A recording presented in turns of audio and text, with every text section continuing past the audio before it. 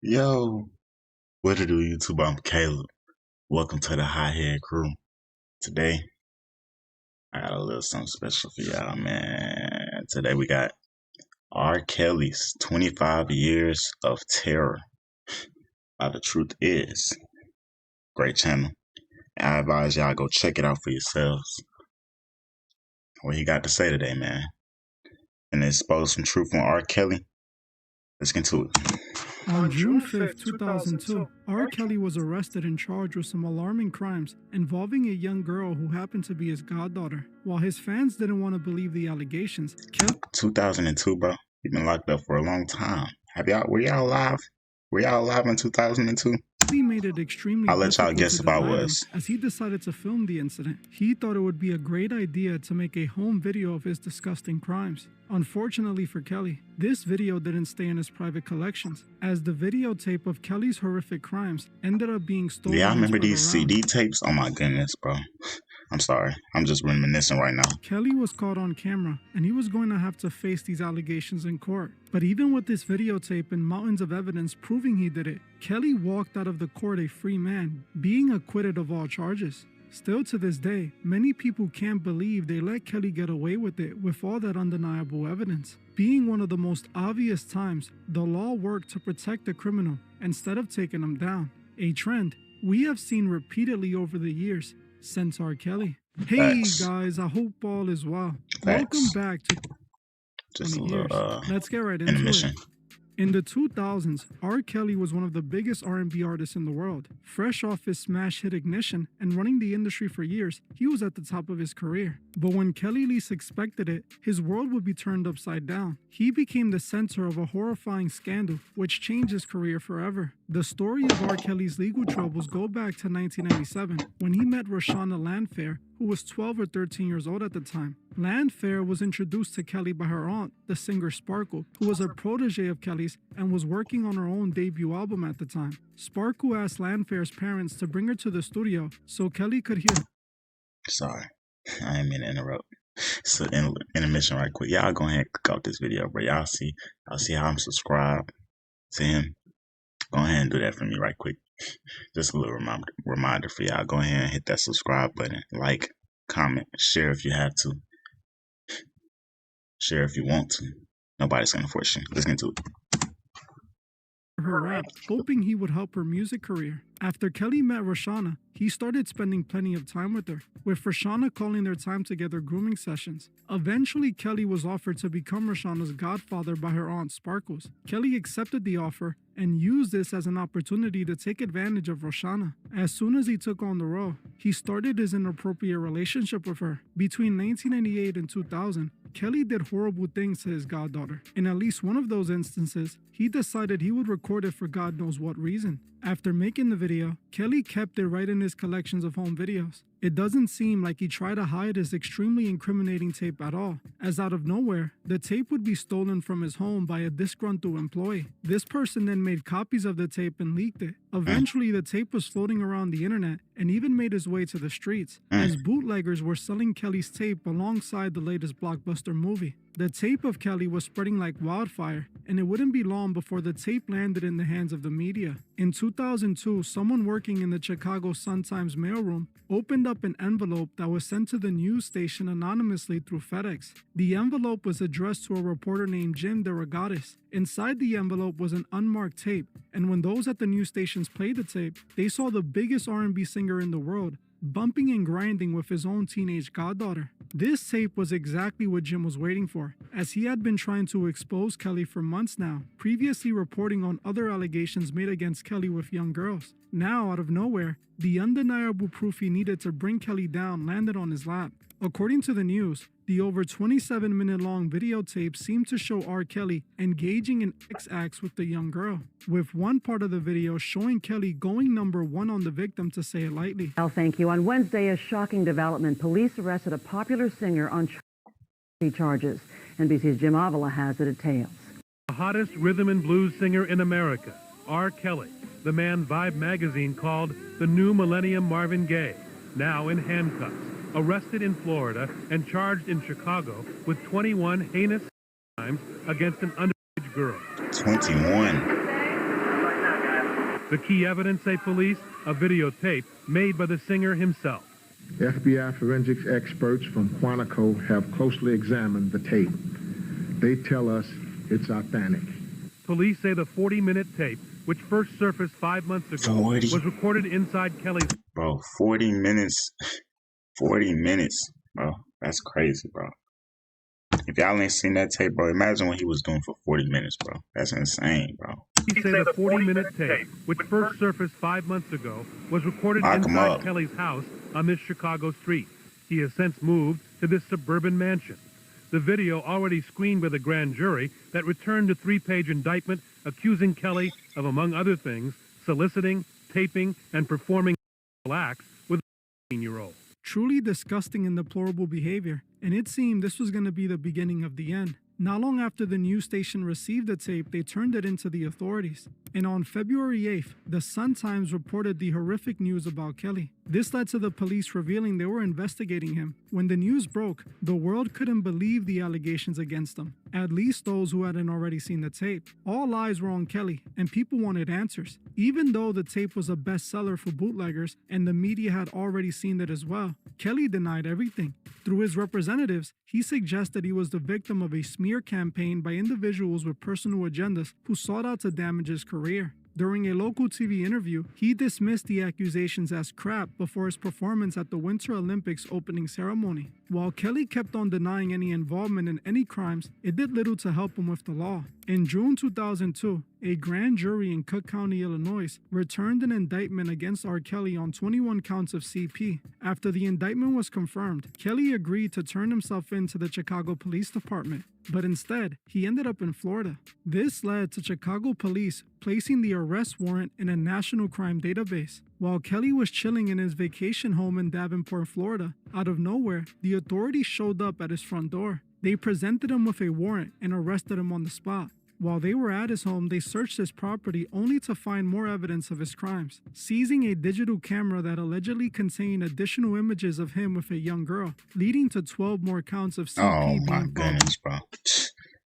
He goes on live in interviews to deny the claims that's clearly on a videotape that's free to watch to anybody in the world.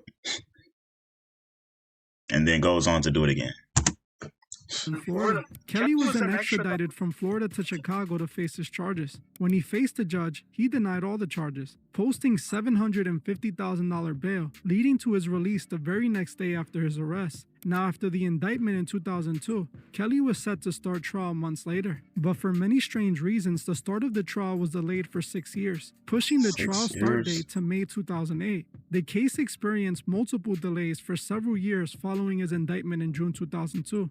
The reason for the delay included the preceding judge injuring himself, a prosecutor having a baby, and R. Kelly missing a scheduled court appearance because his tour bus was stopped for speeding in Utah. On top of this, Kelly's lawyer found every possible way to postpone the trial as long as possible. Eventually, 6 years went by, and when the trial was finally set to start, many thought Kelly was truly cooked. But even though there was so much evidence, like a literal tape that he made himself, Kelly still had the support of his fans. They showed up to the trial and declared Kelly an innocent man. They called the tape fake and an extortion attempt, a tape that the prosecution had formed their entire case around, and they were confident would sink Kelly. When the trial started, the prosecution's main argument was that R. Kelly had sex with his own goddaughter when she was not legally old enough and produced a video recording of the incident. That's weird, During bro. the trial, the prosecution showed the full 27-minute tape to the jury. Although the videotape was mailed to them anonymously, they cited several reasons why they believe Kelly was the individual in the tape.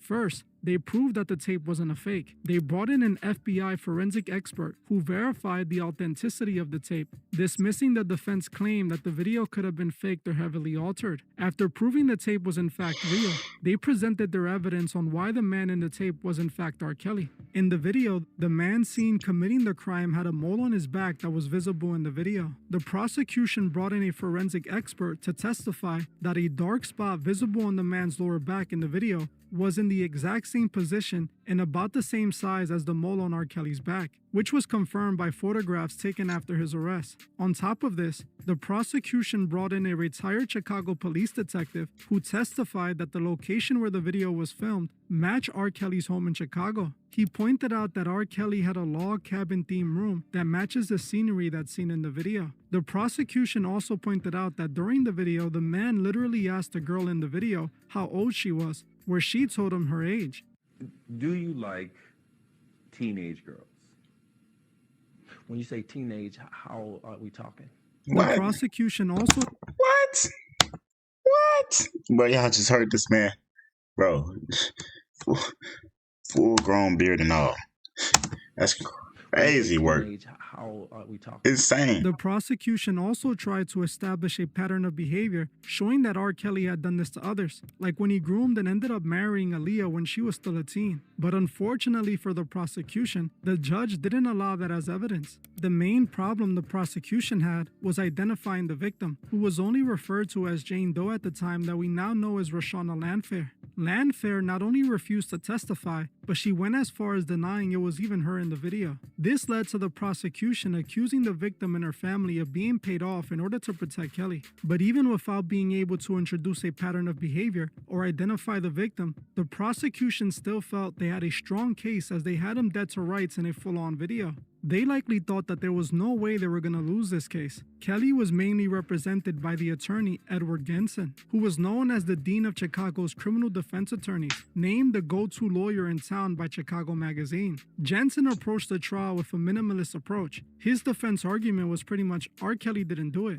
He argued that the tape was a fake, even though the FBI confirmed it was real. He argued that the man in the video couldn't be R. Kelly because Kelly had a mole on his back and the guy in the video did not, even though the prosecution had already confirmed that the man in the video did in fact have a mole in the same spot as Kelly. The defense argued that the alleged victim and her family were motivated by money, noting they hired a lawyer rather than going to the police, despite her having an aunt that was a police officer. They also challenged the prosecution's ability to definitively prove that the girl in the tape was in fact a minor. At the end of it all, although the prosecution had this very incriminating video of what seemed to be R. Kelly doing this crime, the jury will still find him not guilty on all counts after less than 1 day of deliberation. The main reason for the acquittal was the victim's refusal to testify at the time and the fact that she had previously denied to a grand jury that it was her in the video. Just like that, Kelly walked right out of court a free man. As he walked out the court, he was greeted by his screaming fans who celebrated his victory.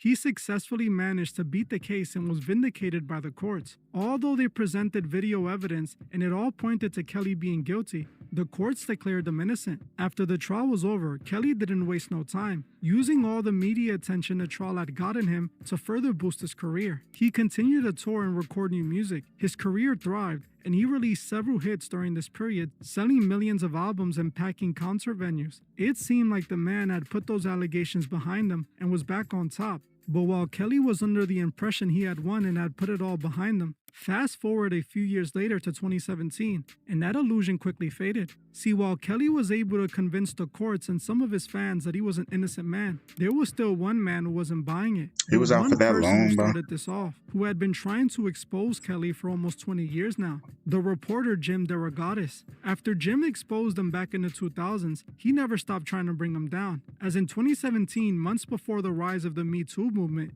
Jim dropped a new investigative report about R. Kelly, this time for BuzzFeed. The article included accusations that R. Kelly had now set up his own ex-cult, with accusations from 3 sets of parents who claimed the singer was holding their daughters in an abusive, controlling environment. The report alleged that Kelly controlled every aspect of the women's lives, including what they ate, how they dressed, and when they bathed. It was also alleged that the girls were required to call Kelly daddy. These allegations exploded in the media and sparked a new wave of public outrage and activism, including the launch of the Mute R. Kelly movement. This Mute R. Kelly movement would eventually cause the downfall of R. Kelly as we know it. After the Mute R. Kelly movement started trending, it wasn't long till it all finally caught up with him. On January 2019, the nail in the coffin for R. Kelly had been hammered in, when the documentary Surviving R. Kelly was released on Lifetime. The documentary revealed a pattern of predatory behavior by Kelly dating back to the 1990s, including his illegal marriage to Aaliyah in 1994. In the documentary, survivors detail how Kelly used his fame and wealth to groom victims, often promising to help their music careers. He would then allegedly isolate them from their families, confiscate their phones, and enforce strict cult-like rules in his home and studios. A major focus of the documentary was how the music industry, fans, and various enablers allowed Kelly's alleged abuse to continue for over 25 years without serious legal or professional consequences, despite numerous lawsuits and the infamous 2008 CP trial in which he was acquitted. The documentary was critically acclaimed and had a significant real-world impact, leading to renewed public reckoning and accelerating criminal investigations that ultimately resulted in R. Kelly's conviction and imprisonment. Immediately after the documentary, the public sought out to put pressure on companies like Spotify, Apple Music, and Ticketmaster to stop working with Kelly, leading to canceled concerts and Kelly being dropped by RCA Records. Around this time, Kelly showed up to do an interview with Gayle King where he tried to declare his innocence while crying like a baby. At one point during the conversation, he stood up and started yelling, telling Gayle King, "I'm fighting for my effing life," while visibly crying and hitting his chest. I'm fighting for my life. Y'all killing me with this. I gave y'all 30 years of my career. Robert. 30 years of my career. Y'all trying to kill me. You killing me, man. This is not about music. I'm trying to have a relationship with my kids, and I can't do it.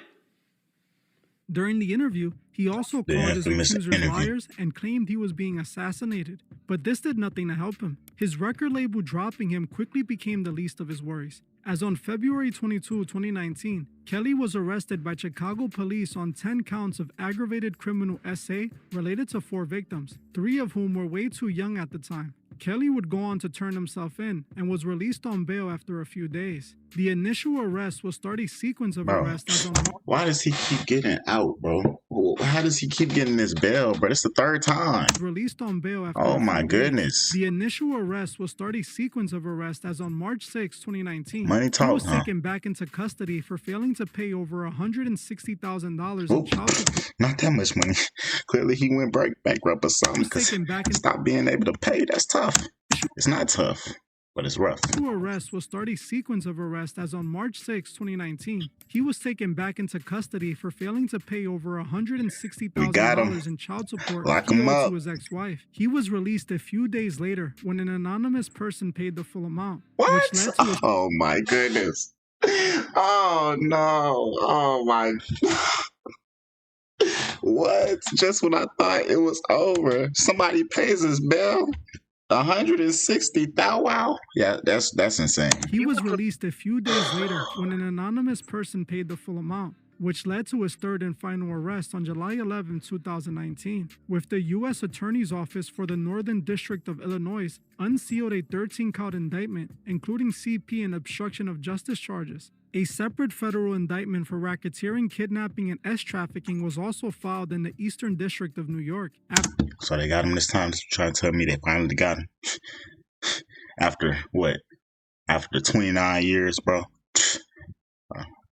That's a whole lifetime for a lot of people. After his arrest, R. Kelly faced 2 federal criminal trials, one in New York in 2021 and another in Chicago in 2022. Kelly was facing life in prison in the New York federal case and another 15 years for the CP case out of Chicago.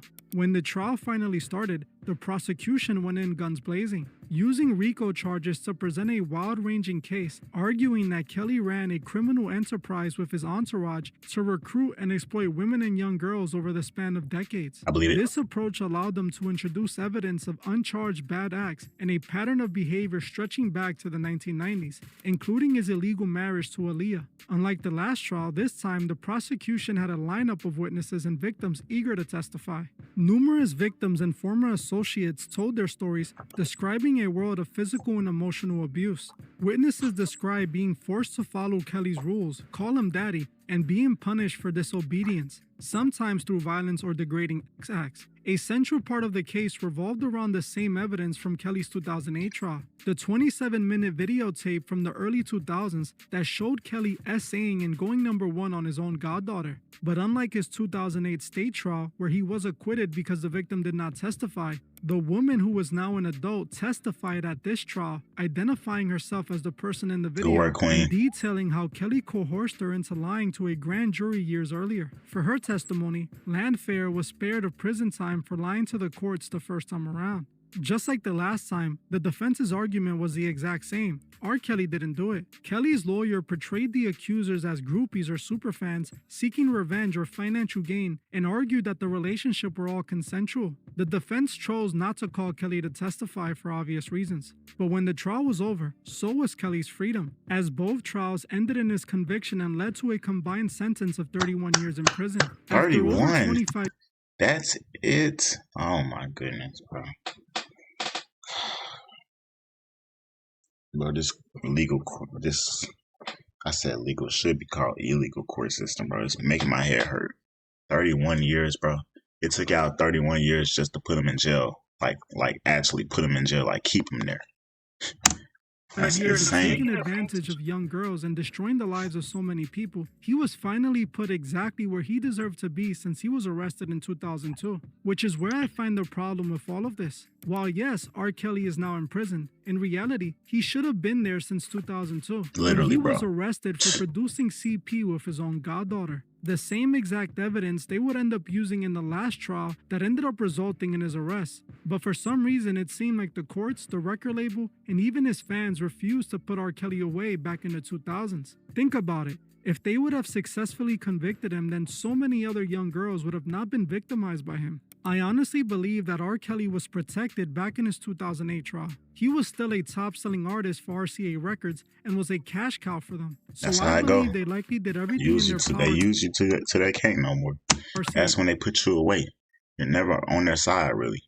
You're just a puppet at the end of the day. Cash cow for them. So I believe they likely did everything in their power to make that problem go away for Kelly. They protected their investment, using their powerful connections to get Kelly out of his jam. I also have to call out his fans too, as they helped paint this image that R. Kelly was innocent, even though that tape clearly showed them as the monster he is. The music industry fans and the courts allowed Kelly to keep doing what he was doing, allowing him to literally re-offend God knows how many times. By the time he was finally arrested, he had formed a full-on ex-cult, taking advantage of so many young girls. And the sad part of all of this is that the only reason he ended up behind bars was because of the Mute R. Kelly movement trending. It literally took a documentary and a full-on mass movement from the public to get R. Kelly arrested, even though the courts and the music industry already knew he was guilty. I also find it quite interesting that the record labels dropped Kelly this time before the trial started. They did this because they were in the middle of the Me Too movement, and they would look like monsters if they continued to protect Kelly like they did in the 2000s. So they dropped him, and this time, without their help, the trial ended completely different than the last time.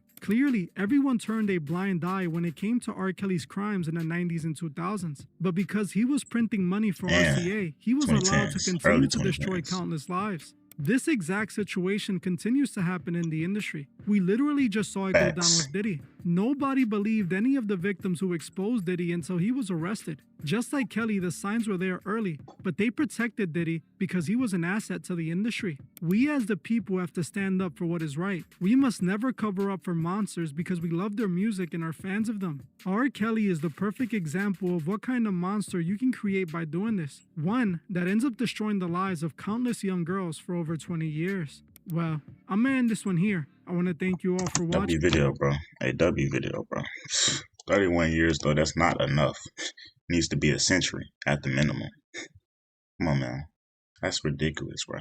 It took out nearly the time that y'all sentenced him to, just to finally keep him in jail for more than 3 days. Like, bro, that's not right. W video though, about the truth is, if y'all enjoyed this video, don't forget to like, comment, subscribe. And let me know what you want to see next. Road to 2K.